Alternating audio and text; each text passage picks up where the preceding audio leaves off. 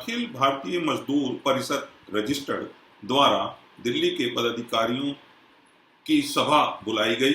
दिल्ली की तीनों एमसीडी में सफाई कर्मचारियों का शोषण पिछले कई वर्षों से हो रहा है। प्राइवेट करने के लिए जानबूझकर तनख्वाह ना देना, पक्का ना करना, एरियर ना देना।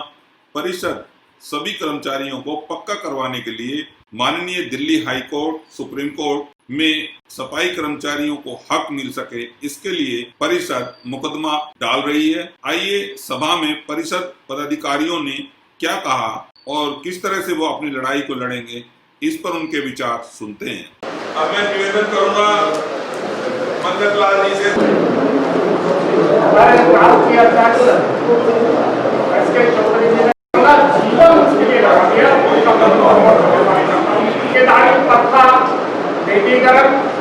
जो देश में लागू हुआ है, इससे फिर से दोबारा मजदूर गुलाम हो गए, नहीं हो चुके हैं, नहीं है हो चुके हैं। और जो बचे 1923 का टारगेट है, 2023 का टारगेट है, 2023 तक पूरा भारत निजीकरण करके और तमाम नौकरियों को कम करके आप सब ठेकेदारी प्रथा में चले जाए। तो अब आपके सामने जो बोल रहे हैं वो धीरज बिरला हमारे रोहिणी जोन के अध्यक्ष हैं। साथियों को जय भीम, नमो बुद्धाय। आज दो कारण हैं हम लोगों के यहाँ इकट्ठा होने के।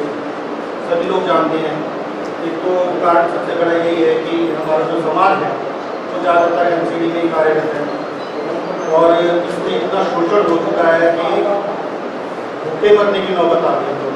20-20, 25-25 साल से सरकार की, निगम की और शासन की हरदर्मी चली आ रही है और ये हरदर्मी सिर्फ और सिर्फ एक ही कारण है इसका, जो मेरी निजी राय है, इसका सिर्फ एक ही कारण है कि अनेकों संगठन बन गए हैं, अनेकों संगठन। सिर्फ मूंछों की और पगड़ी की लड़ाई रह गई है, लेकिन एकमात्र ऐसा संगठन जो हमारा संगठन अखिल भारतीय मजदूर परिषद की नकली भर्तियों का, अभी नरेला जोन में हमने कुछ लोग पकड़े हैं जिन्होंने करोड़ों रुपए लोगों से ठग लिए हैं। किसी से 2 लाख, किसी से 4 लाख, किसी से 1 लाख, किसी से 50,000।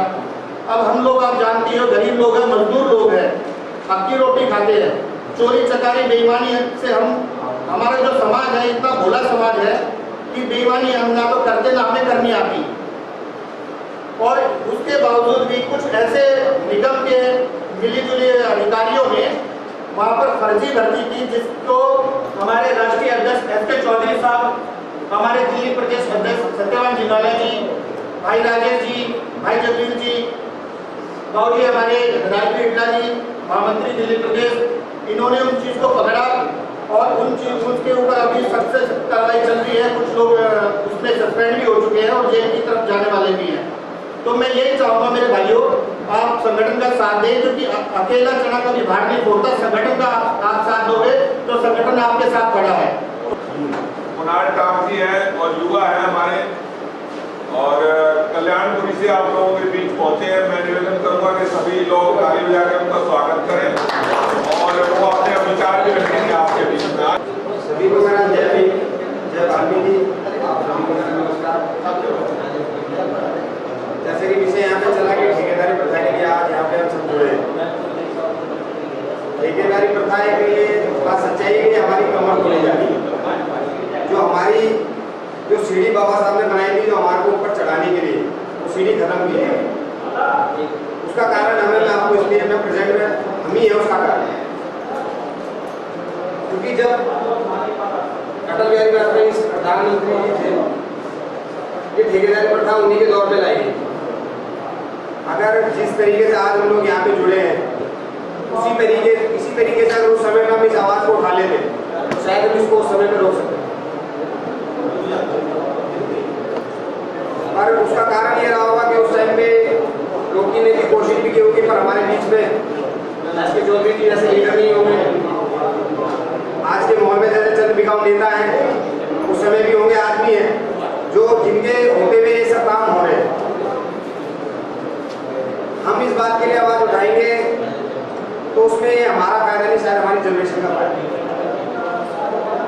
हमें अपने लिए ना जीकर अपनी जनरेशन के लिए जी जाए। अगर इस बार जी जाएंगे तो शायद हमें हमारे जो आपके जो बच्चे जैसे मैं, हमारे बच्चे जो हमें ये नहीं कहेंगे कि भाई उन्होंने किया क्या, क्योंकि बाबा साहब की बातों को तो हर कोई कह देता है, बाबा साहब ने ये किया, बाबा साहब ने हमारे लिए ये किया, तो उनके बताए हुए रस्तों पे चलने वाले लोग कौन हैं?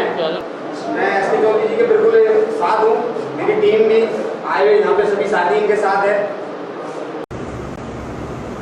साथियों, सबसे पहले मैं आपसे ये कहना चाहता हूँ,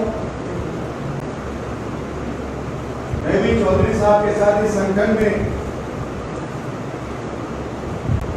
2006 से लगा हुआ हूँ और अभी चौधरी साहब ने इस बात का थोड़ा सा खुलासा भी किया कि 2008 के अंदर इसी तरह की ठेकेदारी प्रथा लागू करने के लिए पूरी दिल्ली के अंदर जो टाउन हॉल था उस समय एक ही टाउन हॉल था, 3 टाउन हॉल नहीं थे, 3 मेयर नहीं थे। हमने इस दर्द को लेकर के चले और हमारे अखिल भारतीय मजदूर परिषद ने और हमारे साथियों ने उस संघर्ष में आपकी रोजी रोटी को बचाया और इतनी कड़ी मेहनत की हमारे जोई साहब ने 6.5 घंटे सरकार को घेरना मखौल बात नहीं है, रोड जाम करना मखौल बात नहीं है। अभी हमारे जोई साहब आपको अपनी बातों से खुलासा कर रहे थे कि हमने अपने संगठन के माध्यम से परम पूज्य बाबा साहब भीमराव अम्बेडकर के संविधान को ध्यान में रखते हुए हमने ये कार्य करना है। जो संकट 2008 में आया था वो फिर से हमारे ऊपर मंडरा रहा है और हमारे हालत की रोजी को छीनने की बात चल रही है। वो जितने भी संगठन के अंदर जो भी आदमी जिन्होंने 26-29 को संगठन हमारे सफाई मजदूरों के बना रखे हैं, उन्होंने आज तक आपका भला नहीं किया, उन्होंने स्वयं अपना भला किया है।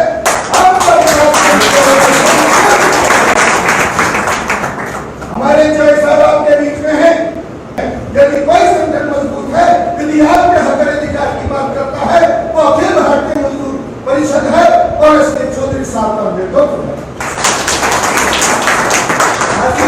आपके बीच में ही है, आप देख रहे हैं, आपने ऑफिस भी देखा होगा और इनके ऑफिस भी देखे होंगे।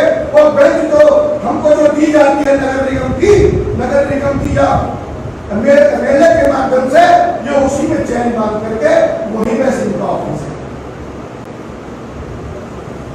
तो मेरे साथियों, आपने जो इस आपका ऑफिस भी देखा है जिसमें आप सब लोग प्रतिदिन जाते हैं, जो आने वाली लड़ाई है चौधरी साहब ने कहा शांति ढंग से चलना है और शांति ढंग से चलना है। ये लड़ाई कोई इतनी मुश्किल नहीं है, मुश्किल है तो आपका एक ना होना, ये सबसे बड़ी मुश्किल है। यदि आप एक हो जाएंगे तो आपको कोई लाइन उखाड़ने की जरूरत नहीं है, आपको कोई फसल तोड़ने की जरूरत नहीं है। आपकी एकता का वो बल होगा कि वो कलम आपके कायदे के लिए, आपके कानून के लिए चलनी शुरू हो जाएगी। चौधरी साहब के नेतृत्व संकट को मजबूत कीजिए और लड़ाई के लिए तैयार रखिए। प्रिय जय भीम, जय भारत। जो परिषद के दिल्ली प्रदेश के अध्यक्ष हैं, जो आपने विचार रखते हैं।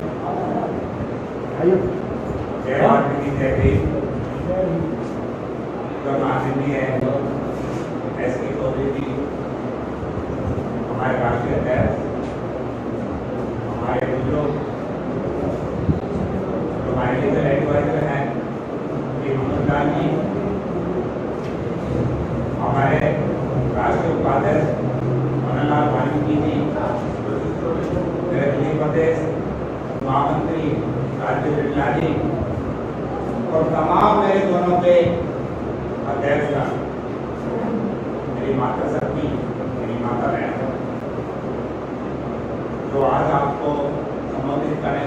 हमारे एसपी चौधरी जी ने बताया कि मैंने भी पैनल मार्ग निकाला था, बिल्कुल शांतिपूर्वक आपके लोग भी सकते थे, अगर नौजवान साथी भी थे, सैकड़ों की तादाद में वहाँ हमने कैंडी मार्ग निकाला, किसी ने भी चोरी करी, न्यूज में भी सब नहीं पाया। के साथ होता है। अगर वहाँ खड़े होकर हम किसी को गाली देने लगते हैं, किसी विशेष समाज को गाली देने लगते हैं, क्योंकि हमारे जो विचार देते हैं वही तो गुनाह का अधिकार है ना। और परिषद ये पसंद आती है, और जब तक उनको फांसी नहीं होगी, और फिर डीएम ने वहाँ के उस लड़की के ताऊ को छाती में लात मार रखी है, उसको जब तक हम मुझे बर्खास्त नहीं करेंगे, परिषद से नहीं करेंगे। समय का भाव लगाई, आप लोगों का बहुत बहुत धन्यवाद करता हूँ। ऐसे चौधरी जी का धन्यवाद करता हूँ कि उन्होंने बोलने का मौका दिया। जय हिंद, जय भारत। सफाई कर्मचारी एक ताकि भी है, भाई साहब एक बार संगठित हो जाओ, काम छोड़ दो और रोड पर आ जाओ, तो एकता में बजाय बाबा साहब अम्बेडकर और मान्यवर काशीराम जी के यहाँ से और पता नहीं जितनी हमारी जो थी बड़ी बड़ी शक्तियाँ सारी मर गई। समझाते शिक्षित करो, हो जाओ सारे, संगठित रहो। ना तो ये शिक्षा में ना ये संगठित बने आज सिर्फ बनो ठेके का रास्ता या पुलाव का रास्ता या भाई ये तो बता समझाए या नौता ना दिया मात्र तो वो टीका मांगी नहीं, किसी बात बता रहा हूँ आज इसमें तो वाक्य है जी। बाकी एक लड़की के साथ जो है ना उसका दर्द किसी नहीं होता, कोई ना जिधर किसी का कोई ना को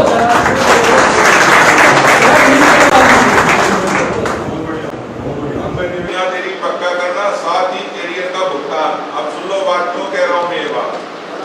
94-96 के भी परिषद ने लड़ाई लड़ी थी, तभी पक्के हुए थे पूरी दिल्ली में।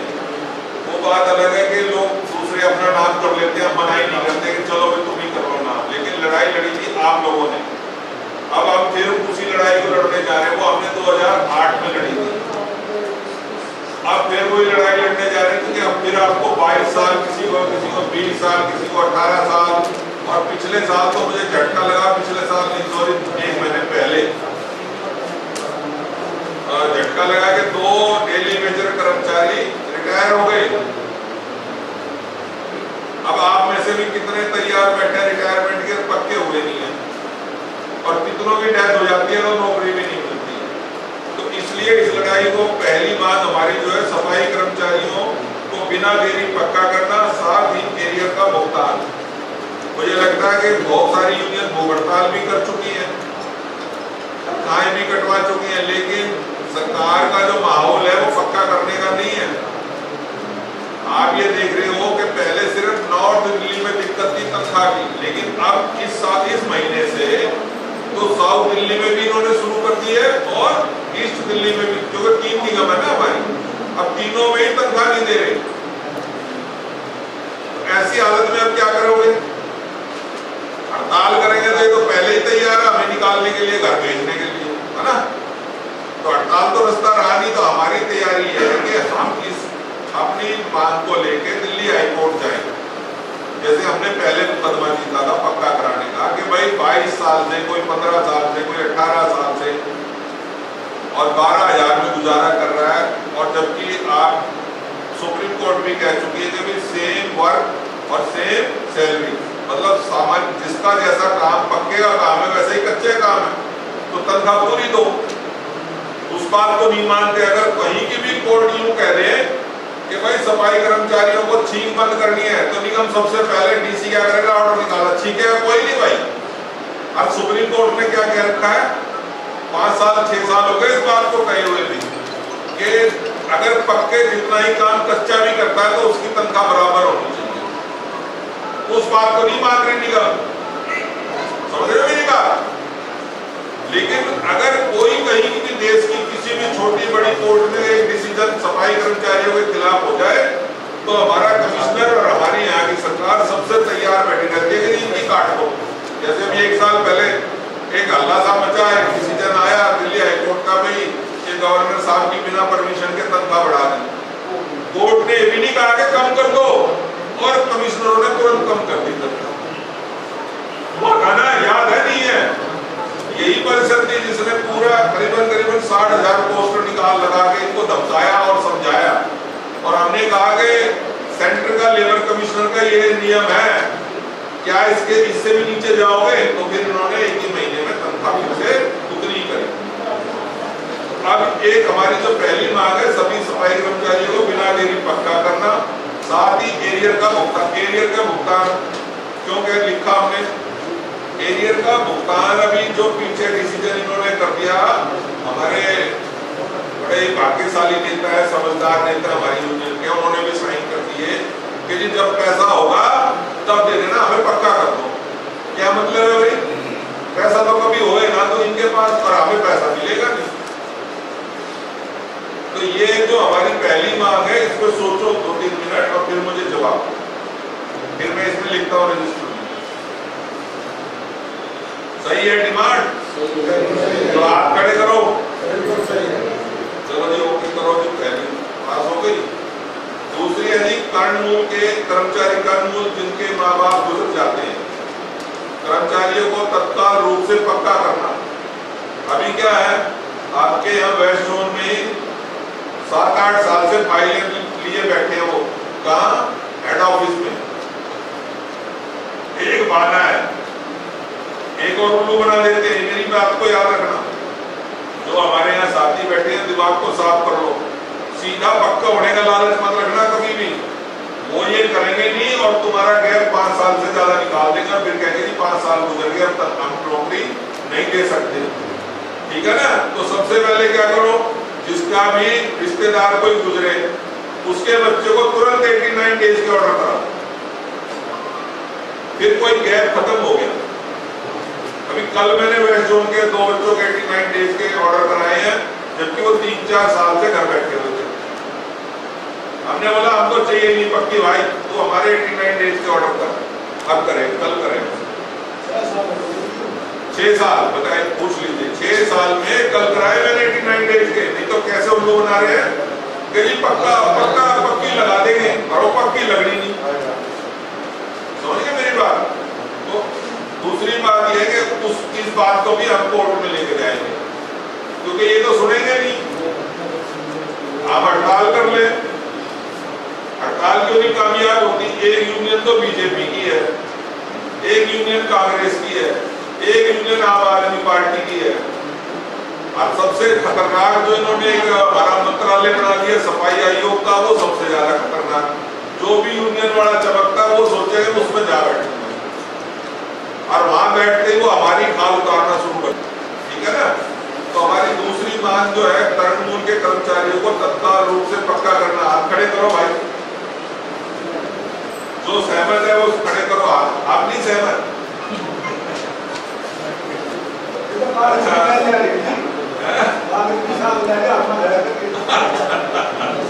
अच्छा, तीसरी जो है पेंशन लागू करवाना।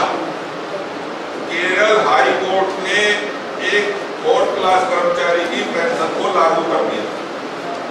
सेंट्रल गवर्नमेंट ने उसको किया, चैलेंज किया सुप्रीम कोर्ट में, और 30 अगस्त को सुप्रीम कोर्ट ने भी उसी के हक में कानून पास कर दिया कि नहीं, आप पेंशन खत्म नहीं कर सकते।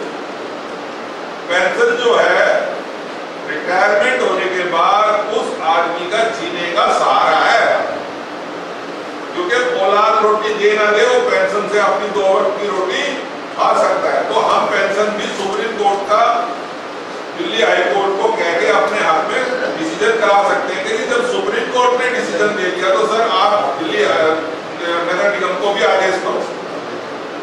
ये मैं तो 3 मांगे मान के चलता हूँ कि भाई ये 3 मांगे हमारी मुख्य है, बाकी तो जोन लेवल की है।